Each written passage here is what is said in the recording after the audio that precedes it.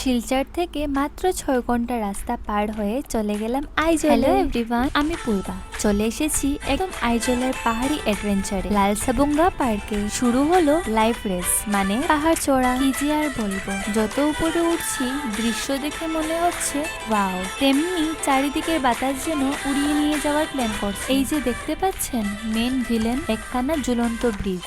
বিশ্বাস করুন, প্রথমে পা দিয়ে মনে হলো শেষ, বুক টিপ টিপ করছে, পা কাঁপছে। আর নিচে তাকালে কি আর বলবো, বুঝতেই তো পারছেন। হিপ হপ নাচ করতে করতে কোনো মতে সেতু পার হলাম। ভেবেছিলাম বেঁচে গেলাম, এখানেই শেষ, কিন্তু না, ছবি তো আবি বাকি হে আমার দোস্ত। এই যে দেখুন, আমরা যেরকম বান্দর, আমাদের ড্রাইভারকেও সেম ভাবে পেলাম, কিন্তু উনিও অনেক ভালো মানুষ ছিলেন। দেখো, এই জায়গা দেখতেই, সামনে তাকাতেই দেখি আরো উপরে উঠতে হবে।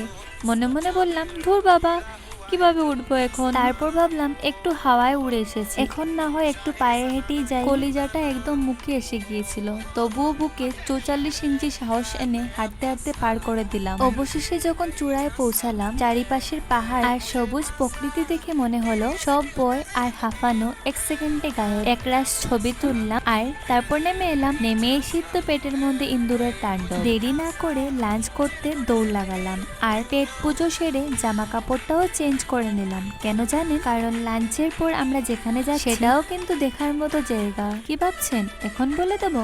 একদম না, পরবর্তী ভিডিওর জন্য একটু ওয়েট করতে হবে বস। ভিডিওটা ভালো লাগলে লাইক শেয়ার কিন্তু মাস্ট। আজ তবে আসি, দেখা হবে নেক্সট ব্লগে। Bye bye.